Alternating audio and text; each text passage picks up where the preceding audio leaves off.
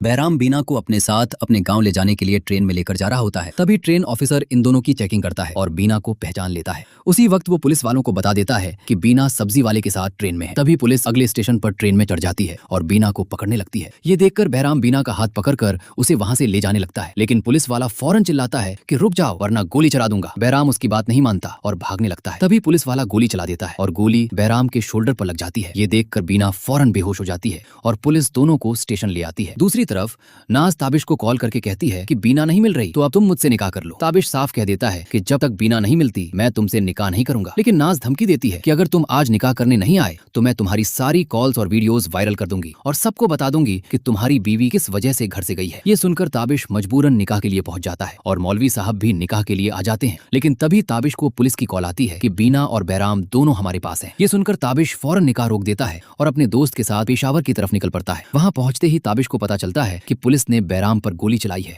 ये सुनकर ताबिश पुलिस वाले का गिरेबान पकड़कर कहता है, अगर बीना को कुछ हुआ तो मैं तुम्हें नहीं छोड़ूंगा। तभी पुलिस वाले बताते हैं कि गोली बहराम को लगी है। दूसरी तरफ पुलिस स्टेशन में बहराम बीना को तसल्ली देता है कि तुम हिम्मत रखो, कुछ नहीं होगा। उसी वक्त ताबिश बहराम को अपने सामने बुलवाता है और देखते ही उसके मुंह पर जोर का थप्पड़ मार देता है। ताबिश पुलिस वालों से कहता है इसकी पिटाई करो। जिसके बाद ताबिश बीना के पास जाता है और कहता है, बीना आखिर तुम मुझे छोड़कर क्यों चली गई थी? तुम्हें पता है मैं तुम्हारे लिए कितना परेशान था। ये सुनकर बीना कहती है, तुम नाज से शादी कर लो, मैं तुम्हारे लिए मर चुकी हूँ। तभी ताबिश उसका हाथ पकड़कर समझाने लगता है, लेकिन बीना पास पड़ा चाकू उठाकर उसके सामने कर देती है और कहती है, मेरे पास मत आना वरना मैं तुम्हें भी नुकसान पहुंचा दूंगी। तभी ताबिश कहता है, बीना मैंने नाज से कोई शादी नहीं की, मैं सिर्फ तुमसे मोहब्बत करता हूँ। ये सुनकर बीना इमोशनल हो जाती है और ताबिश को गले लगा लेती है। फिर बीना कहती है, बहराम को छोड़ दो, उसका कोई कसूर नहीं है, मैंने ही उसे अपने साथ चलने को कहा था। ये सुनकर ताबिश बहराम को छोड़ देता है और बीना को अपने साथ लेकर घर की तरफ निकल पड़ता है। लेकिन रास्ते में बीना की तबीयत अचानक खराब हो जाती है, जिसके बाद ताबिश फौरन उसे हॉस्पिटल लेकर जाता है। डॉक्टर कहते हैं कि बीना ने किसी बात का ज्यादा स्ट्रेस लिया है, इसलिए इसे बिल्कुल स्ट्रेस न दिया जाए। हॉस्पिटल से घर आते ही